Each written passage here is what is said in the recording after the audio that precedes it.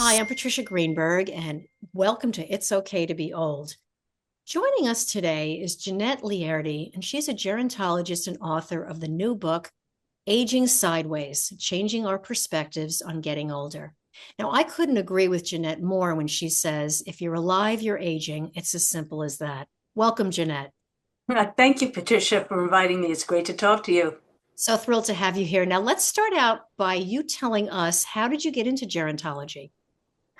Well, I've always been a writer and a teacher. I have a master's in English, and I was born and raised in New York City, where I had my formative years working at magazines, New York magazines, in the production and editorial department. I worked at Newsweek, I worked at Life magazine, People magazine, Condé Nast Traveler, Sesame Street.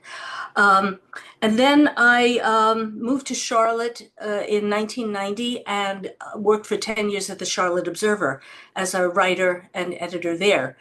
And but when I was in my late 40s to late 50s, I became the full-time caregiver for both my parents, both sequentially and simultaneously. And those 10 years were just blew my mind. It was really hard to get them the kind of person-centered care that they wanted and that they deserved. And so once they both passed away, and it was a very intense 10 years, very intense. Once they passed away, I decided to go back to graduate school and learn about gerontology because I really was so dismayed that we don't get aging right. We really need to understand what aging is. So I went back and I went to the University of North Carolina at Charlotte, got a graduate certificate in gerontology. And then from then on, I started writing and teaching about aging issues. And we're all getting older. So I think I have an unlimited supply of students in this field. Ask you about the caregiving for your parents because it's a big topic now that literally the sandwich generation that we're sandwiched between having parents, young people, a job. It's overwhelming. Your head is spinning on a daily basis. Yeah. Did you opt to take your parents into your home? Did you have them living somewhere else? When I first started taking care of both my parents, I was still living in Charlotte. Both of them were living in Florida. They retired and moved to Florida in 1980. And then my mother got sick with breast cancer, which metastasized to her brain and spine. And my father had severe heart disease. So I was flying back and forth 2 weeks in Charlotte, trying to hold down a job at the Observer, 2 weeks in Florida, back and forth, back and forth. And so they, after she passed away in 1995, my father stayed in Florida for 2 more years, but the health care he was getting down there was really pretty bad.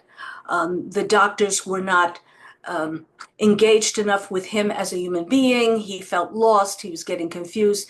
So 2 years later, he agreed to move up to Charlotte, and he lived in an independent retirement community near me, about 5 miles away from me, and that's where he was until he died. But he was in the hospital, in and out of the hospital. But he got excellent care in Charlotte because I made sure he got excellent care.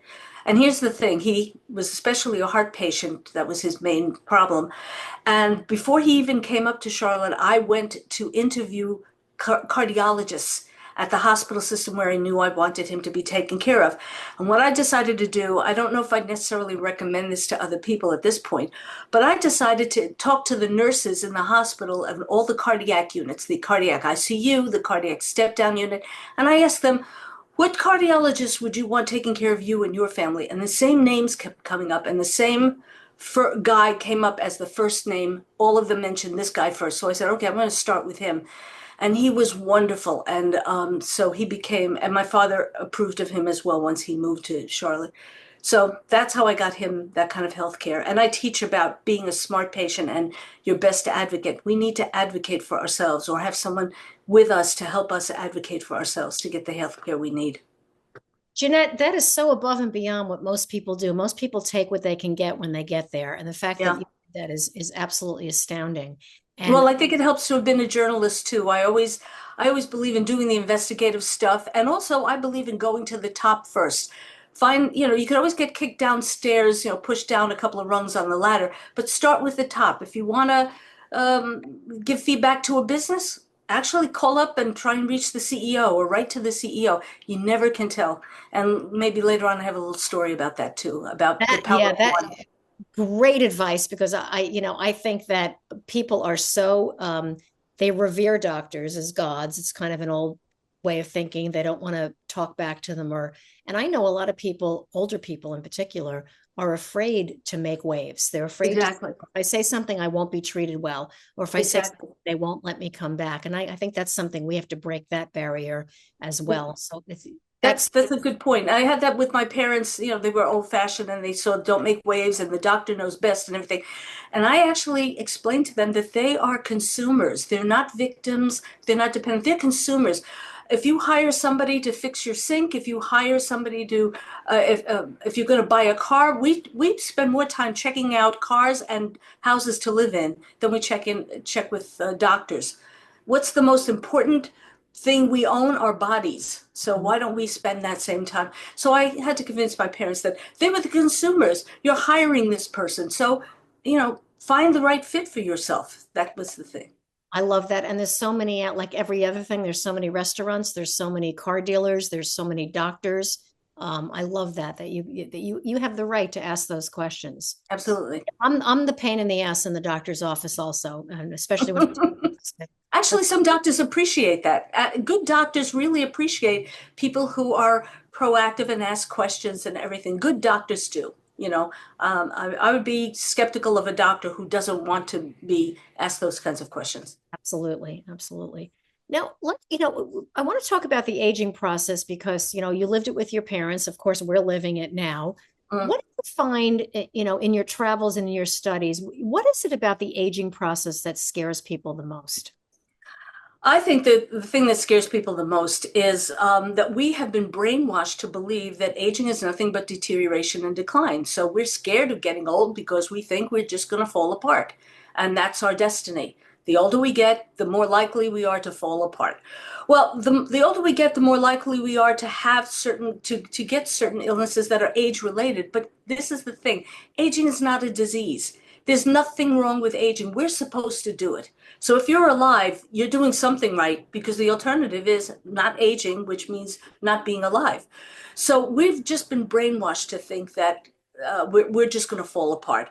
But also, we are bombarded by lots of social messages telling us that to be young is good and to be old is bad. All right. Think of all the ads that you see. Think of the late night television talk show host monologues that make fun of old people. We are getting these messages all over the place. And guess what? Children as early as 3 years old can start to pick up on those messages too. Watching fairy tales that, the Wicked Witch and the Evil King, listening to their parents talk. If their parents have these fears about aging and they're saying things like, "Oh, I don't want to get old. I'm afraid," whatever. Kids pick up on that. So my calling is to change people's minds about aging because if we don't solve it now, our kids and our grandkids are going to have to go through it too. So that's part of it, all these messages, but also the social limitations placed on older adults. Our society, yes, we have Medicare and yes, we have Social Security, but our society basically is not very helpful to older people who want to remain productive, who want to remain engaged. Especially when it comes to being hired in the workplace, there is a lot of age discrimination in the workplace, especially toward older people, although there's age discrimination toward young people as well. But so you combine the messages we get from and the lack of real social acceptance. That's why we're afraid of getting old. So we've got to change the program. We've got to change the rules. We've got to advocate and say, let's make a society that accepts us and not only accepts us, but appreciates us. And we have tons of gifts to share that are worth appreciating. And that's why you wrote this book, and we're all working Yep. on this together. I always like to say, Jeanette, that when I'm working with people and I'm doing this show, we're all doing good things, but we're a team, you Right. know, and I've mentioned this to several of my guests in my travels and when I speak, is that something I like about us getting older and working together, it's a lot less competitive and a lot Hmm. more collaborative. Right. That and that I love because we're all reaching a point in our lives where we're saying, You don't need to kick and scratch and claw. Just, let's all work together. And I'm hoping that that attitude we have will trickle down. I Now, think it is. yeah, there's a handful of us, more than a handful, that I see, Mhm. not just on social media and podcasts and shows and all the things that are going on right now. And we're all talking about this. Jeanette, are we all talking to each other and not who needs to hear us? I don't think so. I mean, I think there are people, we each have our niches, where we focus our attention. My favorite thing to do is to speak to the general public. I mean, I consider the general public the front lines of this whole ageism battle.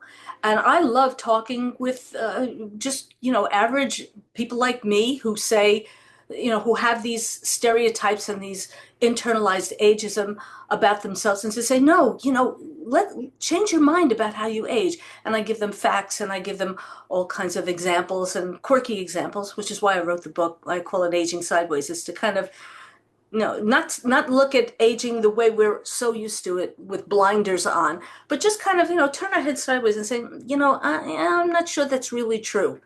That's what we need to do, is kind of see things in a slightly different way and change our minds and help other people change their minds. So we're all in different niches. I know someone who specializes in ageism in the workplace. So she's talking to businesses. She's talking to hiring managers and HR people and saying, yeah, get your act together. You're really denying your own company a lot of productivity if you don't have older people in the workplace. So that's her thing. I know someone else who specializes in aging issues in healthcare and working with hospital systems and doctors to educate them as to how to view older patients and how to treat them in a different way. So I think we're talking to each other when we are sharing our views, but I think we're all kind of in our own ways out in the field, doing different things, and that's what's encouraging to me. I know someone who specializes in getting after the media and after advertisers and say, man, you're just really skewing the whole picture of what older people are. So so we're all doing our own thing, but it's good that we're talking with each other because Yeah. we compare notes, and that's important too. We have to find that balance of that we're talking to each other, but we're also getting other people to listen. Um, Yes.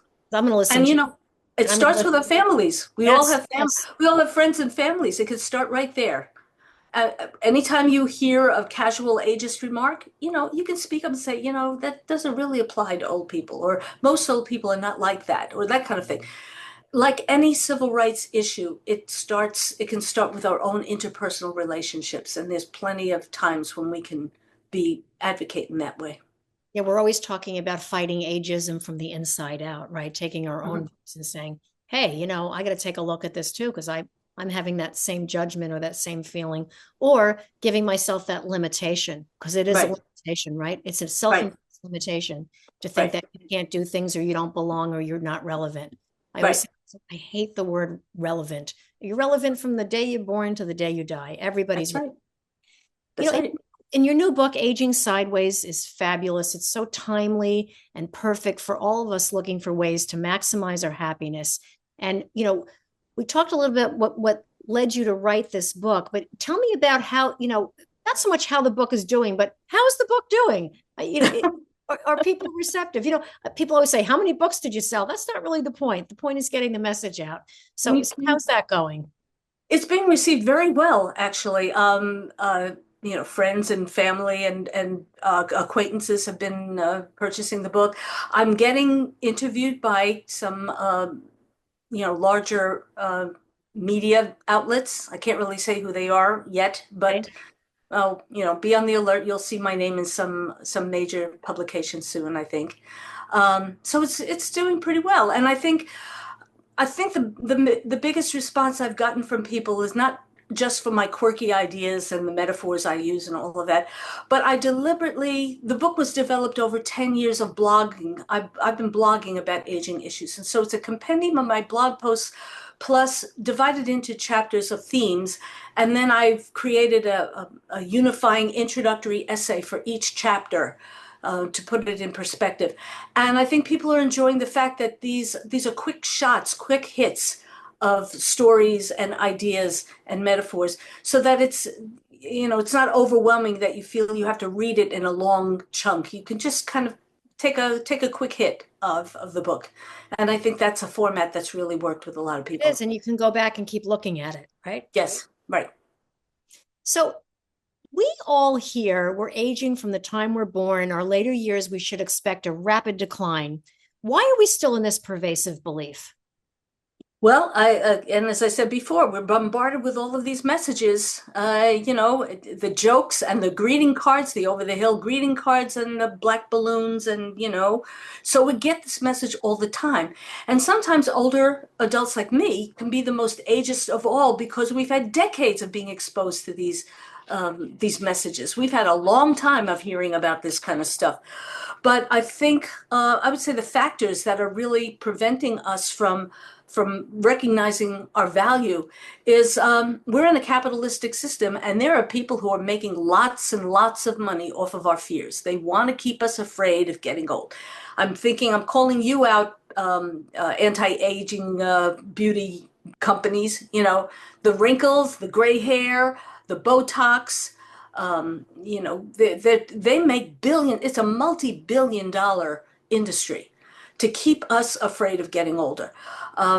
We're also basically in a patriarchy too, so there's a lot of gendered ageism. We women are subjected to even more ageism than men usually are. We have to look a certain way. If we develop gray hair, that's very different from a man developing gray hair. We're seen in different ways. So, and then there's this big demand on us that older adults um, remain as proactive and as um, vital as middle-aged adults. So if we can't cut it doing the same kind of labor as we did when we were middle-aged, then, it's time for you to retire. Go somewhere else. As opposed to seeing the actual benefits, our brains change. I love talking about the older brain because we actually develop skills as we get older that we didn't have when we were younger. Our brains do change. Yeah, we lose some skills. We're not as fast as at processing information. We can't multitask as well as we did maybe when we were younger, but we can assess a problem much more subtly and much more differently, and get the picture, get the gist of an idea, and we can see things from different perspectives. So whereas when we were younger, we might say, hey, let's do this, let's do that. As we're older, we see not life isn't as black and white, it's gray. We see the what ifs and here are the exceptions to the rule. We can detect patterns better. So there are things about the older brain that are worth looking forward to and getting excited about. And that's the kind of thing that we all need to learn about. But that's what keeps us from fully appreciating getting older are these messages that are really wrong. They're just wrong. And the way we change protects us as we get older because you Yes. learn. Um, I hate using the word stupid, but you look back and go, it's really stupid when I was 19. Even if you were smart and you had an IIQ, the things we do, we look back and like, you wouldn't do that now. It's not because you're old. It's No, because it's you because know you're better. experienced. Your Yeah. experience and your wisdom and all the things that come through. And you say, I'm not going to do that. That's dangerous. That's not economical. That jeopardizes me or jeopardizes another person. And you learn that as you get older. And those are the valued skills that any employer should really want in their place. You could be the watchdog. The older person could be, you have the security guard guarding the front door, and you have the older adult being the security guard for the whole company. And I know for me, and I ask a lot of older people, they're not clamoring to be the CEO. Right. They just want to have a place to go and be busy during the day and give back and be productive and have purpose. They're not going to, that's the other wonderful thing about hiring someone who's retired from another job or is looking for something to do, is that they will be there without the competitive craziness of wanting to take everybody's jobs away. They want to be helpful. And Well, that and we should be teaching younger people to look for in an older adult in the workplace. That's somebody you can learn from. That's someone you can have on your side. That's not somebody you're competing with and fighting with. Yeah, and use the phrase giving back. And as we get older, we actually develop more of a sense of social good, wanting to leave a legacy, wanting to make a difference more than when we were younger. When we were younger, we tended to be, I want to be able to support my family. I want to be able to climb up in the business world. I want to learn these different skills. Well, older people, yeah, we still want to learn different skills too, but we also want to make a difference. And we become more socially aware than we were when we were younger. And that's a really big uh, a really big factor in the ways we want to remain productive. It's not the same as being middle-aged productive. It's being older productive, which is a value in itself. One of the stereotypes, the crazy stereotypes about old people is that we don't like to change. Oh, we're stuck in our ways. We don't like to change. That's one of the craziest things I hear about old people because you know what? I'm 72. By the way, I always declare my age. We shouldn't Yes, just good admit for our you. age. We I should do too. declare it. Mhm. But I've had 7 decades of changing. When I was a kid, the phone that I used was stuck on the wall, had a curly wire that always got tangled, and and you couldn't roam around too much. And that's the phone I use. I have a smartphone now. And by the way, the overwhelming majority of older people have smartphones. The overwhelming majority of us have computers and laptops. So we've changed not only in terms of technology, but we're also used to change in the sense of how many times have we changed jobs? I've lived in 3 different cities in my life. I've changed in that way. Um, and then we also have, yes, our bodies do change and we are adapting to being aware of the ways our bodies are changing.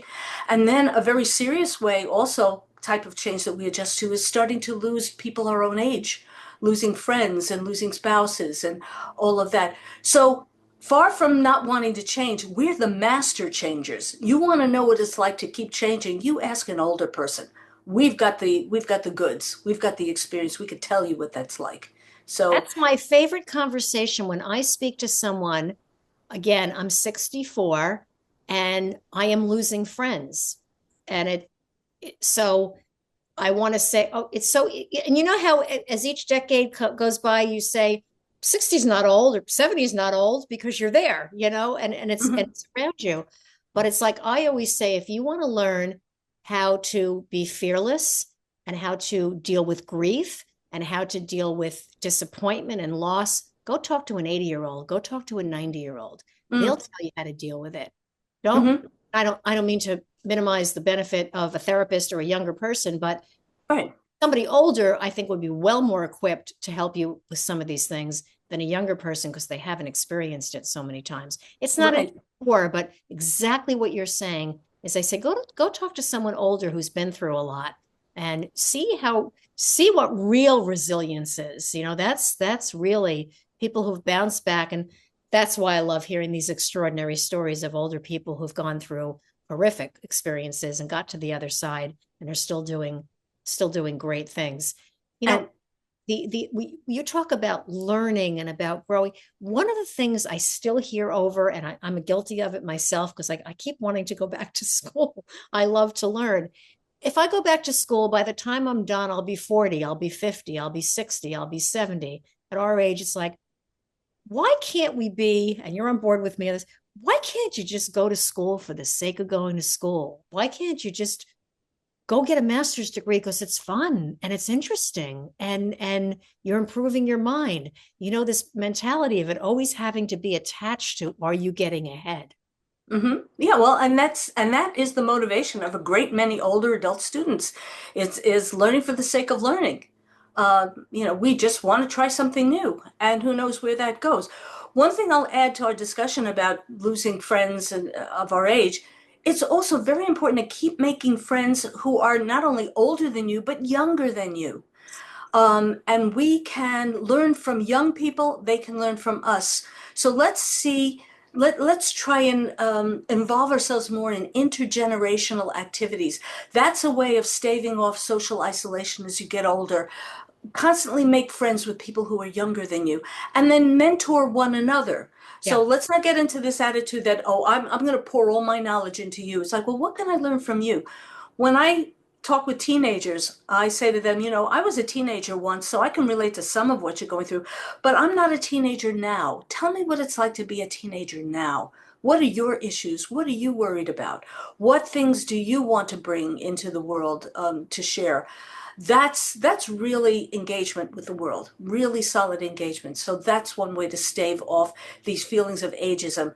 And that's actually, I believe, intergenerational engagement and relationships. That's the most effective way to get rid of ageism, is to get to know people on an individual level who are 20 or 30 years younger than you. Then maybe we won't have this assumption that, oh, all these young people are stuck watching, looking into their smartphones all day, or they won't have a sense of all old people are cranky, or whatever the stereotypes are.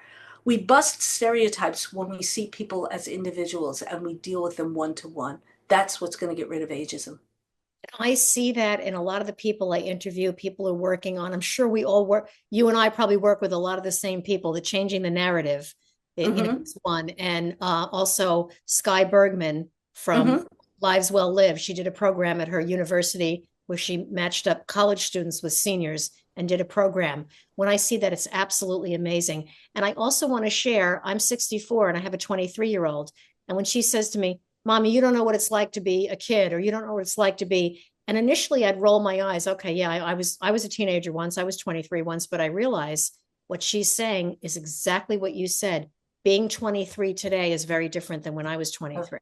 And Absolutely. it's important for us to learn about what they're going through. And it opens that line of communication between us and younger people. And you work, Jeanette, with a variety of industries and organizations to help reframe their attitude of the older adult. How receptive are they when you first come in? Walk me through how you even get to where you can say to a corporation or an organization or maybe a religious organization or a school, whatever it might be. What do you say to them? What is the approach to get them to listen to you? What I think the most effective approach has been find out what they're about, where they are, and what's their deal, what are their challenges, and then to be very, very to advocate for aging and say, well, maybe your challenge is because you're seeing aging in this way. I can show you a way of seeing aging that's going to benefit you. If you're talking to a business, a great concern is always the bottom line. Well, you want to make your business more productive, or you want to expand, or so to talk to them about the science behind the fact that intergenerational work teams are the most productive. There's tons of research about that. But when you have young brains and old brains working together, they are the most productive because the young brains bring their particular skills, the old brains bring theirs. And when you have that interface, problem solving becomes a lot easier, and quality control is a lot easier. And when they, this notion, this fallacy of the lump of labor, it's called, that older people in the workplace are clogging the pipeline for younger people to rise up. Hurry up and retire already and give us a chance. Well, the research shows that that's not the case. When you keep older people in the workplace working together well with younger people, what that does is it expands the business. And when businesses expand, what do? They have to hire more people. So actually, older adults in the workplace, if they're working, integrating well with younger people, wind up creating more product, better ideas, and expanding the business, and then hiring younger people. So that's how to approach a business. When I approach a senior center or an independent retirement community, I talk with them about their own ageist experiences. 90% of people, more than 90%, 90, I think it was 98% of people have experienced some form of ageism, especially if they're over the age of 65. They can tell you stories. So when I approach a community and I say, well, I can give you examples, ways of dealing with it, because people are concerned, what do I say when somebody says this? How do I react? So a common thing, let's say, that older people, people my age have said to me, somebody calls me a young lady. What do I say? I don't like being called a young, or when they talk to me as if I'm a baby with a Yes. high voice, or they talk really slowly or very loud, they think I'm deaf. What do I do? So I can offer them those kinds of solutions and say, here's what you can do. If somebody's calling you young lady, you can say, I know you're trying to be kind to me. You know what? You can call me Jeanette. Yeah. Yeah. That's what I say. Call me Jeanette. I'm okay with that. Or, you're calling me a young lady. You know what? I'm an old lady and I'm okay with that. And you can be okay with that too. So I give them strategies, and that's how I deal with, I find out where people are, and then I address their problems, their challenges. Say, okay, I've got the answer for you. Let's put together a presentation, and I can give you all kinds of tips about how to deal with it. So that's how I approach That's things. Find out fantastic. where they are first. Tell us some stories about your book. Tell us some things that are in there that people would get a kick out of. Yeah. Well, as I said, I called the book Aging Sideways, and the way I got the title was from a book written by an art teacher named Betty Edwards in 1987. She wrote a book called Drawing on the Right Side of the Brain. And she had her students do what she called an upside down drawing. She would give them a photograph of something, let's say a chair, a photo of a chair, and ask them to draw the chair. So they would copy, the best they could, copying, drawing the chair. But she found that when she turned the photograph upside down, and she said, copy what you see, it kind of puts the left brain judgmental preconceived notion part of your brain, the analytical part, to sleep, the editorial part. And what the right brain is seeing are just the lines and the spaces between the lines. And when they were asked to copy the upside down chair and then turn the drawings right side up, the chair was far more accurate than when they drew the chair just by looking at the right side up picture.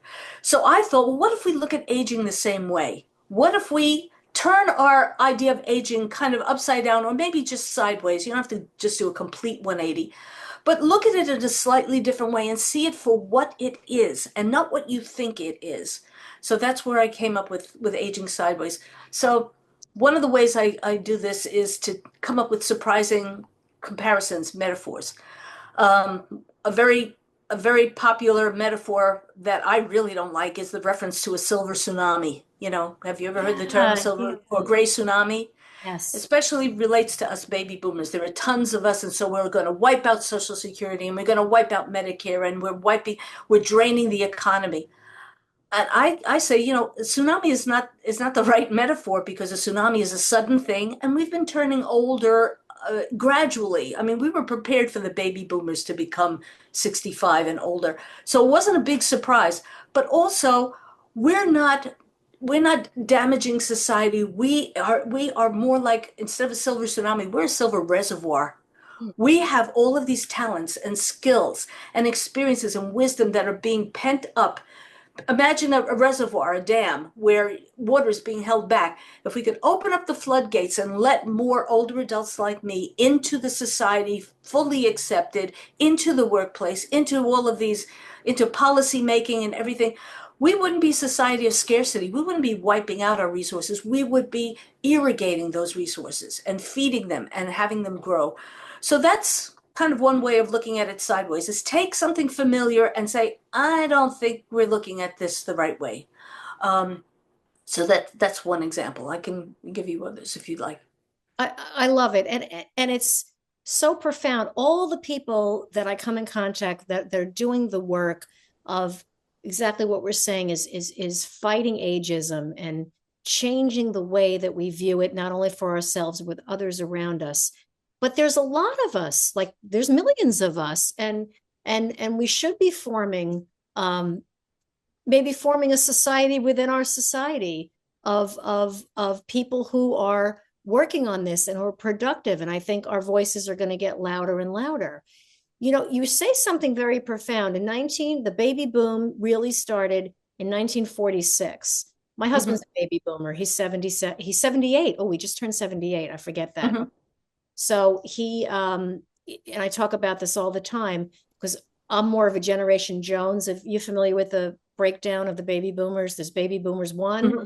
Hmm. baby boomers two, and the baby boomers two are now considered Generation Jones, which falls a little behind the baby boomers.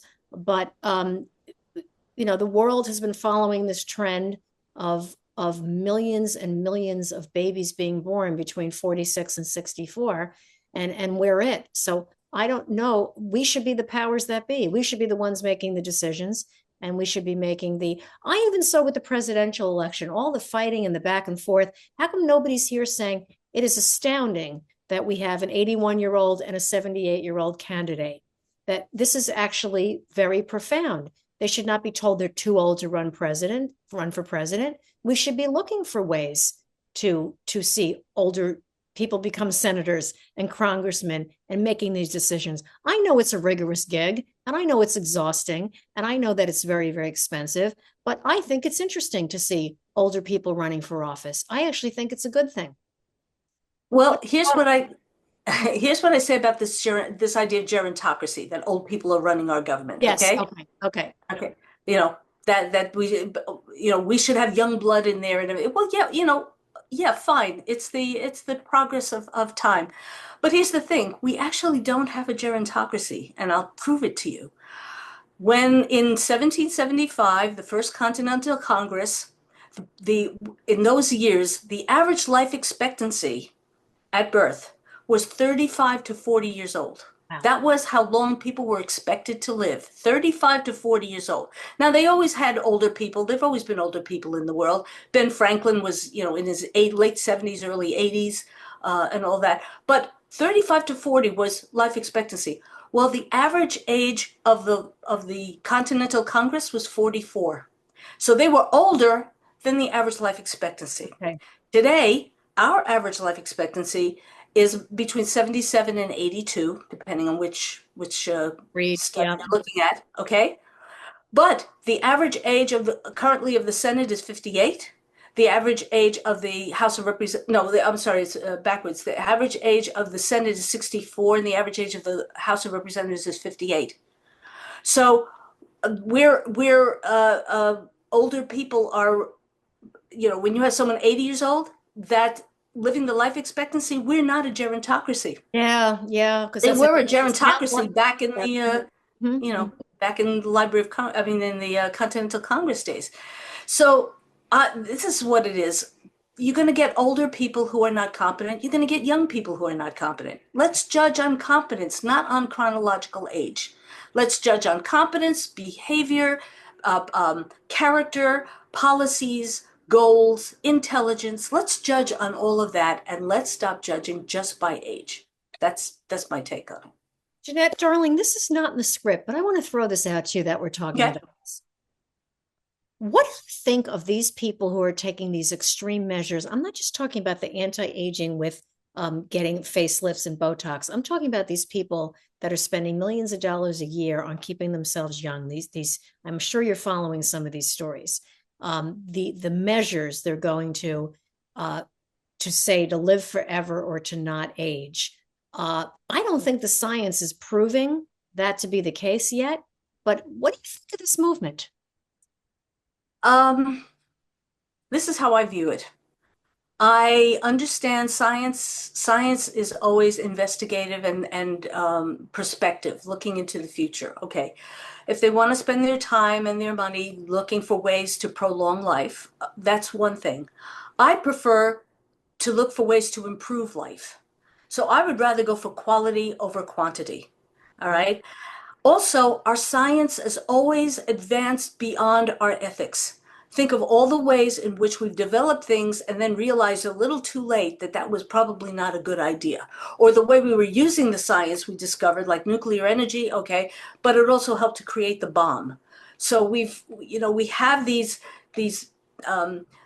progress in science, but where are the ethics? Where are we taking it?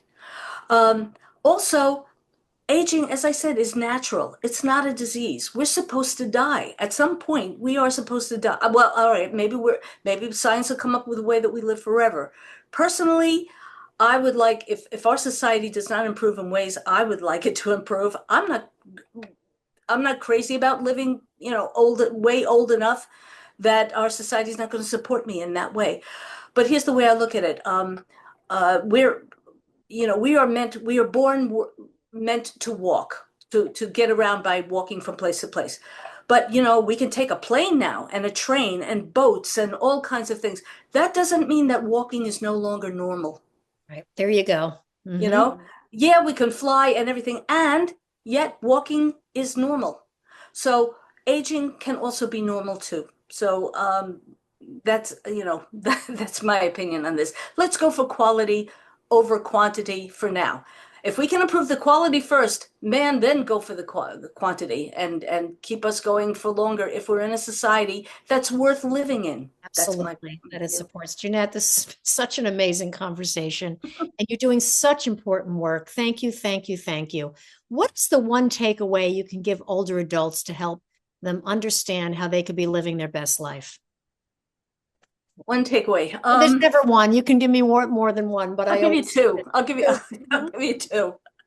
Uh, the first is um, look at what you've got and look at where you've been in more positive ways. By the way, there's very famous research by a psychologist at Yale University named Becca Levy who found that people who have positive attitudes about aging, and by positive, I don't mean Pollyanna, but I mean more truthful, more accurate ways of looking at aging, they can live on average 7.5 years longer. So if we're talking about longevity, have a better attitude about getting older. That's going to help you a lot. And it can also help you prevent getting dementia by 50%.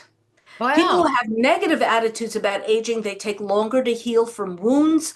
They have to see their doctors more often. They're more prone to depression and self-isolation. So let's start feeling better about getting older. So that's one thing.